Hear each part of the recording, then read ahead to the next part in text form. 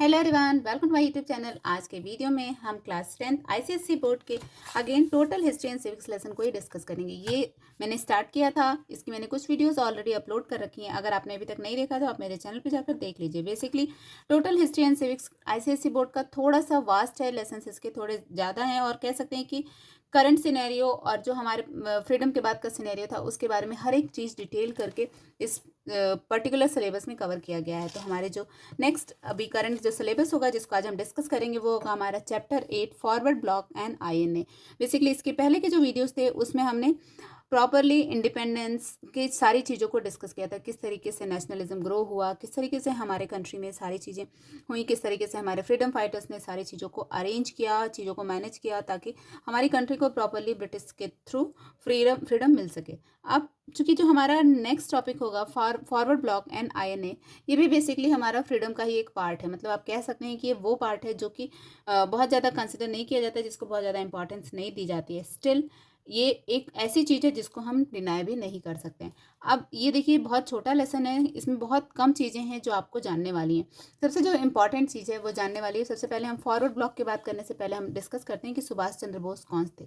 देखिए, Subhash Chandra Bose was born on 23 January 1897 at Kolkata in Odisha. After completing his studies in India he went to England and pass the Indian civil services examination. इन्होंने उस time पे Indian civil services examination pass किया, but he resign from the civil services. क्यों resign किया था? Because he did not want to work under the British crown. वो British crown के अंदर में काम नहीं करना चाहते थे। He said, I do not think that one could be loyal to the British Raj and yet serve India honesty, heart and soul। और उसके बाद पूरी ऑनेस्टी, पूरी हर्ट और पूरे सोल के साथ किसको सर्व किया? इंडिया को फ्रीडम दिलाने में पूरी तरीके से लगे रहे।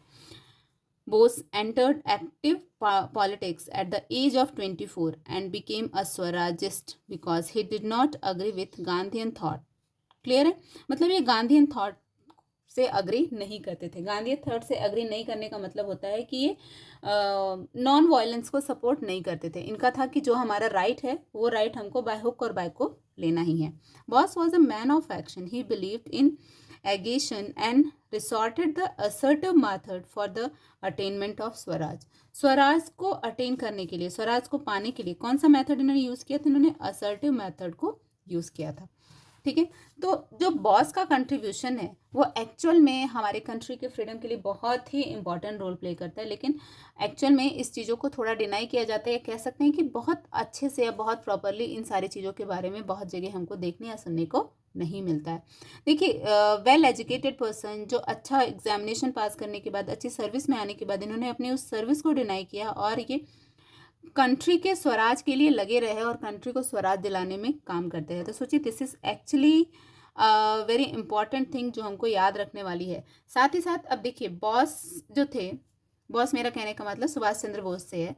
इनके जो थॉट्स थे और कांग्रेस के थॉट्स थे। कांग्रेस के लीडर कौन थे? कांग्रेस के लीडर थे हमारे महात्मा गांधी जी। महात्मा गांधी जी और सुभाष चंद्र बोस के थॉट नहीं मिलते थे। थॉट नहीं मिलने का मतलब है कि चूंकि बॉस का क्या एम था, Bose was attracted by the non cooperation movement launch by Mahatma Gandhi. Mahatma Gandhi ने जो नॉन कॉपरेशन मूवमेंट को लॉन्च किया था उससे ये अट्रैक्ट हुए थे, उससे ये एक्चुअल में गांधी जी के क्लोज आए थे। But later on what happen, जब गांधी जी ने उस नॉन कॉपरेशन मूवमेंट को विथड्रॉ कर लिया 1922 में, then what happen, then he criticized Gandhi ji. He said कि हमने अगर अपने हक के लिए कुछ लड़ाई लड़ी या अपनी चीज़ों को प्रमोट करने के लिए कुछ चीज़ों को हमने अगर सामने रखा तो उससे हमको डिनाई नहीं करना चाहिए था, ना ही उसको वापस लेना चाहिए था।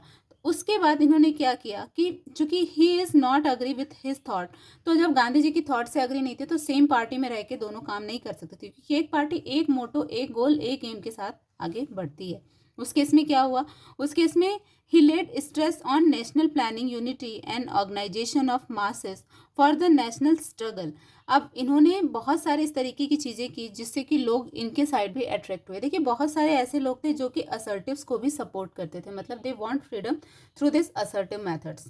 तो चूंकि उन सारे लोगों ने किसको? बोस को प्रमोट किया, बोस को सपोर्ट किया।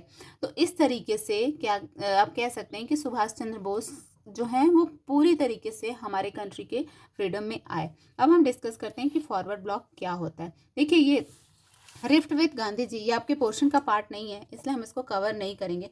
बेसिकली सुभाष चंद्र बोस, इसमें यही लिखा हुआ है कि Subhash Chandra Bose is not agree with the thoughts, with the opinion and with the way of getting freedom from the British.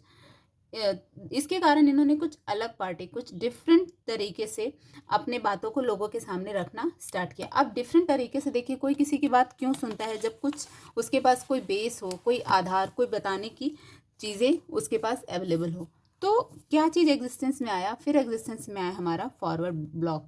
मतलब क्या है, Bose felt an urgent need for an organization left wing party in the Congress. मतलब जो लोग कांग्रेस में गांधी जी को support नहीं करते थे, उन सारे लोगों को ऑर्गेनाइज करने के लिए, उन सारे लोगों को एक साथ लाने के लिए सुभाष चंद्र बोस जी ने ये सपोज किया, ये उनको लगा कि उनको एक अलग पार्टी बनानी चाहिए। After resigning from the presidentship of Congress in 1939, he led the foundation of new party within in the Congress.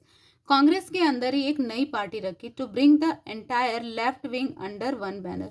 जितने भी लेफ्ट विंग अंडर वन थे कांग्रेस के, उन सबको एक बैनर में लाया। That party known as forward block was formed on May 3, 1939। Clear है। तो नॉर्मली ये क्वेश्चन आता है कि फॉरवर्ड ब्लॉक क्या होता है या फॉरवर्ड ब्लॉक के क्या ऑब्जेक्टिव्स थे। तो देखिए, बेसिकली फॉरवर्ड ब्लॉक एक पार्टी थी, एक ऑर्गेनाइजेशन था जो जिसमें कौन से लेते, जो left wing party in the Congress, मतलब with in the Congress this is a party जो कि असर्टिव मेथड को यूज करते थे फॉर गेटिंग स्वराज। क्लियर है। अब जो हमारा फॉरवर्ड ब्लॉक था, उनका एम क्या था या उनका ऑब्जेक्टिव्स क्या थे। देखिए, बेसिकली ये ऑब्जेक्टिव्स एक्चुअल में बहुत इंपॉर्टेंट है और आपके एग्जाम्स में आता है। Forward block immediate objective was liberation of India with the support of workers and peasants, youth and other organisations. मतलब क्या था, इमीडिएट ऑब्जेक्टिव उसका क्या था, लिबरेशन आना चाहिए वर्कर्स को, पीसेंट्स को, यूथ को एंड अदर ऑर्गेनाइजेशन को लिबरलाइजेशन मिलना चाहिए अगर गवर्नमेंट अभी भी ब्रिटिश की है तो, आफ्टर अटेनिंग इंडिपेंडेंस। लेकिन इंडिपेंडेंस के बाद क्या होगा, forward block would work for the establishment of socialist state. Independence के बाद क्या करेंगे फॉरवर्ड ब्लॉक, वो एक सोशलिस्ट स्टेट के फॉर्म में इंडिया को इस्टेब्लिश करेंगे। उसमें क्या क्या करेंगे वो, reorganization of agriculture and industry on socialist line. मतलब सोशलिस्ट लाइन में जितने भी एग्रीकल्चरल लैंड्स, एग्रीकल्चरल पीपल हैं, उनका और इंडस्ट्रियल्स का एक प्रॉपर रीऑर्गेनाइजेशन होगा। Then abolition of the zamindari system. जो जमींदारी सिस्टम है, जो सिस्टम एक्चुअल में बहुत टाइम से चलती आ रही है, जो सच में पीसेंट्स के लिए बहुत कह सकते हैं प्रॉब्लमेटिक चीज़ थी, उसको ख़त्म करने की बात इन्होंने रखी थी। Then introduction of new monetary and credit system, एक नया मॉनिटरी एंड क्रेडिट सिस्टम होगा। तो देखिए, बेसिकली फॉरवर्ड ब्लॉक के जो ऑब्जेक्टिव्स लिखेंगे वो हम दो तरीके से लिखेंगे। एक तो उनका जो इमीडिएट ऑब्जेक्टिव था और दूसरा उनका ऑब्जेक्टिव आफ्टर इंडिपेंडेंस, जब इंडिया को इंडिपेंडेंस मिल जाएगी उसके बाद का क्या ऑब्जेक्टिव था। तो ये बेसिकली फॉरवर्ड ब्लॉक और फॉरवर्ड ब्लॉक के ऑब्जेक्टिव्स एक्चुअल में आपके पोर्शन में है और ये दोनों ही चीज़ें बहुत ही इंपॉर्टेंट है। नेक्स्ट जो इंपॉर्टेंट चीज़ है जो एक्चुअल में आपके पोर्शन में है वो है हमारा आईएनए। आईएनए क्या है, आईएनए किस तरीके से फॉर्म हुआ और आईएनए के क्या ऑब्जेक्टिव्स हैं। बेसिकली ये दोनों ही चीज़ें एक्चुअल में बहुत इंपॉर्टेंट हैं। अब देखिए, the idea of Indian National Army was conceived in Malaya by Mohan Singh. किसने कंसीव किया था, मलाया बाय मोहन सिंह। आईएनए का फुल फॉर्म है Indian National Army. An Indian officer in the British Indian Army, he decided not to join the retreating British army and insisted went to the Japanese for help. The Japanese had till then only encouraged civilian Indians to join anti-British organization, but had no concept of forming a military wing consisting of Indians. देखिए, अभी INA को बनाने का क्या aim था, basically क्या है ना कि देखिए, इंडिया में रह के ब्रिटिशर्स के अंडर में रह के हम ब्रिटिशर्स को अपोज करने के लिए इतनी स्ट्रॉन्ग आर्मी नहीं बना सकते थे। और ब्रिटिशर्स के पास एक वेल इस्टेब्लिश्ड आर्मी थी, ट्रूप्स थे, वेल ट्रेंड लोग थे। तो उनको उनका सामना करने के लिए उनको एक्चुअल में अगर हमको डिफीट करना है तो उसके लिए डेफिनेटली एक प्रॉपर एक ट्रेंड मिलिट्री विंग की ज़रूरत थी। अब ट्रेंड मिलिट्री विंग कैसे बनेगी इंडिया में रह के, एक्चुअल में ये टफ टास्क था। तो what Mohan Singh had decided, वो चले गए थे वहाँ से जापान में। वहाँ पे क्या किया उन्होंने, इंडियन प्रिजनर्स ऑफ वॉर, जिनको हम POWs भी बोलते हैं, were handed over by Japanese to Mohan Singh. किसको कर दिया था, जापानीज ने मोहन सिंह को दे दिया। Who inducted them into INA, जो कि आईएनए में आ गए। The fall of Singapore was crucial for this brought 45,000 Indian POWs into Mohan Singh's sphere of influence. By the end of 1942, 40,000 men expressed their willingness to join INA. देखिए INA में मोहन सिंह किसी को forcefully नहीं ला रहे थे, people अपनी willing से आ रहा था। व्हाट हिज कंसर्न इज कि एक प्रॉपर एक स्ट्रॉन्ग मिलिट्री बनाई जाए जिससे कि हम ब्रिटिशर्स का अच्छे से सामना कर सके, ब्रिटिशर्स को प्रॉपरली अगर हम कभी ओपन फाइट हो तो उसमें उनको डिफीट कर सके। It was made clear at the meeting of leaders of the Indian community and of Indian Army officers that the INA would go into action only on the invitation of the Indian National Congress। मतलब INA action में कब जाएगा, ये कभी भी गांधी जी के against नहीं थे। तो इन्होंने बोला कि INA मिलिट्री तैयार कर रहा है, लोगों को रेडी कर रहा है, बट एक्शन में तभी जाएगा if there is an invitation of Indian National Congress and the people of India. जब तक इंडिया के लोग और इंडियन नेशनल कांग्रेस किसी भी तरीके का इन्विटेशन नहीं देंगे तब तक आईएनए इंडिया में कोई भी एक्शन नहीं लेगा अगेंस्ट ब्रिटिश। क्लियर है? तो आईएनए क्या है, आईएनए किसने फॉर्म किया और आईएनए का मेन मोटो, मेन ऑब्जेक्टिव्स क्या था, ये एक्चुअल में बहुत इंपॉर्टेंट पॉइंट है। फटाफट से हम आईएनए के ऑब्जेक्टिव्स देख लेते हैं। देखिए आईएनए का हमारा ऑब्जेक्टिव क्या था। The main objective of INA were the following: to organize an armed revolution and to fight the British army with modern arms. मतलब देखिए बेसिकली मोहन सिंह कौन थे? मोहन सिंह एक प्रॉपरली इंडियन ऑफिसर थे जो ब्रिटिश के अंडर काम करते थे, ब्रिटिश क्राउन के अंदर इंडियन आर्मी में काम करते थे। तो ही नो एवरीथिंग। तो व्हाट ही प्लान कि एक आर्म रिवॉल्यूशन लाना चाहिए हमको, हमको ऐसी आर्मी तैयार करनी चाहिए जो कि ब्रिटिश आर्मी को डिफीट कर सके, और वो तभी पॉसिबल है जब इंडियंस के पास मॉडर्न आर्म हो। तो उसको इन्होंने प्रमोट किया।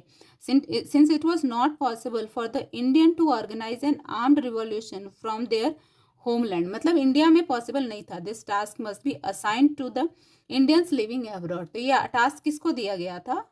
इंडियंस को जो कि अब्रॉड में रहते, particularly to Indians living in East India. जो ईस्ट इंडिया में जो इंडियंस रहते थे उन लोगों को कहा गया था कि किसी न किसी तरीके से वो मॉडर्न आर्म्स को कलेक्ट करें और आईएनए को प्रोवाइड करें। To organize a provisional government of free India in order to mobilize all the force effectively. एक किस चीज़ की जरूरत, क्या किया इन्होंने? ऑर्गेनाइज किया एक provincial government of free India, free India की एक प्रोविंशियल गवर्नमेंट को प्लान किया इन्होंने, किसके लिए? मोबिलाइज करने के लिए, जिससे कि ये चीज़ों को इफेक्टिवली यूज़ किया जा सके, लाया जा सके। Total mobilization of Indians man power and money for a total war. अब देखिए वॉर के लिए सबसे ज़्यादा ज़रूरत क्या है? मोबिलाइजेशन ज़रूरी है। मतलब जिस एरिया में अटैक हो उस एरिया में मैन पावर और मनी की प्रॉपर सप्लाई अवेलेबल हो। तो ये इनका मेन आईएनए का मोटो था। मतलब जहाँ पे भी ब्रिटिशर्स से फाइट हो रही है वहाँ पे प्रॉपर इफेक्टिव तरीके से मैन पावर और मनी को प्रोवाइड किया जाए। Then next, the motto of INA was unity, faith and sacrifice. इनका बेसिकली मोटो था यूनिटी, मतलब पूरा कंट्री एक है, एक साथ हम फाइट करेंगे और जिसके लिए फाइट कर रहे हैं उसके लिए सब साथ में मिलके करेंगे, एक दूसरे पे विश्वास करेंगे, साथ ही साथ अपनी लाइफ को और मनी को सेक्रीफाइस करने में कभी भी पीछे नहीं हटेंगे। ये इनका बेसिकली एम था। तो देखिए बेसिकली अगर आप बोलें तो क्लास 10th आईसीएसई में इस ईयर के पोर्शन में आपके आईएनए में यही दो चीज़ें हैं, आईएनए क्या है और ऑब्जेक्टिव्स क्या हैं। थोड़ा सा हम देख लेते हैं कंट्रीब्यूशन ऑफ सुभाष चंद्र बोस। ये भी इंपॉर्टेंट टॉपिक है और जनरली ये पूछा जाता है। अब देखिए, as we studied earlier in this chapter, Subhash Chandra Bose was instrumental in the formation of forward block. मतलब इन्होंने क्या किया? फॉरवर्ड ब्लॉक को प्रॉपरली फॉर्म किया। After evading the British Indians authority, Boss led the freedom struggle outside the country।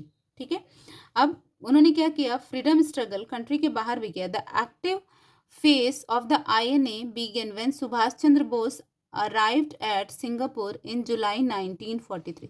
तो INA जो है वो बन गया था, काम कर रहा था, लेकिन उसका एक्टिव फेस कब आया? when Subhash Chandra Bose arrived at Singapore in July 1943 by Germans and Japanese submarine. 2 days later, he officially took charge of the INA. Bose was greeted as Netaji the Great Leader. Bose को आज भी किस नाम से जाना जाता है? Netaji the great leader. In August 1943, he took a charge of the Indian National Army and became its supreme commander. Getting?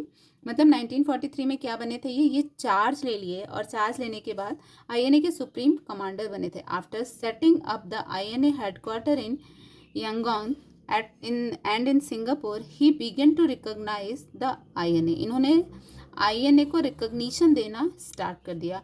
Recruits were made from civilians. A women's regiment called the Rani Jhansi Regiment was led by Dr. Lakshmi Swaminathan. Recruitment and training camp were opened in large number to cope with the rush of volunteer offering themselves for INA. INA में part लेने के लिए, INA में खुद का recruitment करवाने के लिए बहुत ज़्यादा लोग विलिंगली आने लगे थे. इसके कारण बहुत जगह पे लार्ज नंबर ऑफ कुप्स को इस्टेब्लिश किया गया था ताकि लोगों को प्रॉपरली ट्रेनिंग दिया जाए. तो देखिए इस लेसन में अगर बेसिकली आप ध्यान से देखें तो कौन से क्वेश्चन बनेंगे, तो ये 3 क्वेश्चन हैं जो सबसे इंपॉर्टेंट है. फर्स्ट क्वेश्चन आपका आएगा फॉरवर्ड ब्लॉक क्या है और इसका ऑब्जेक्टिव. मतलब ये क्वेश्चन आ सकता है, इस तरीके के क्वेश्चंस बन सकते हैं. तो आपको फॉरवर्ड ब्लॉक क्या था, कब बना, किसने बनाया और उसके क्या ऑब्जेक्टिव्स थे. 2 ऑब्जेक्टिव्स आपने बताने हैं. एक तो इमीडिएट ऑब्जेक्टिव था और एक objective after independence. Then INA क्या था, आईएनए को किसने इस्टेब्लिश किया, आईएनए के क्या ऑब्जेक्टिव्स थे, ये आपको पॉइंट टू पॉइंट याद रखना है. Then contribution of Subhash Chandra Bose. देखिए सुभाष चंद्र बोस एक्चुअल में इंडिया के फ्रीडम फाइटर के फॉर्म में ही काम करे, लेकिन इनका जो थॉट था वो गांधी जी से अलग था. इसलिए हमेशा से ही ये गांधी जी के पैरेलल फ्रीडम के लिए काम किए, लेकिन गांधी जी के साथ ये बहुत टाइम तक नहीं रह पाए क्योंकि इनके थॉट हमेशा असर्टिव मेथड था फॉर गेटिंग स्वराज और गांधी जी नॉन वायलेंस को सपोर्ट करते थे. तो चलिए यहाँ पे इस लेसन को ख़त्म करते हैं. कोई भी डाउट, कोई भी कन्फ्यूजन हो इस लेसन में तो कमेंट में लिखिए ताकि इस लेसन को हम फर्दर उस टॉपिक उस डाउट के साथ डिटेल में डिस्कस कर सकें. चलिए मिलते हैं नेक्स्ट वीडियो में. तब तक के लिए take care, good bye, have a nice day.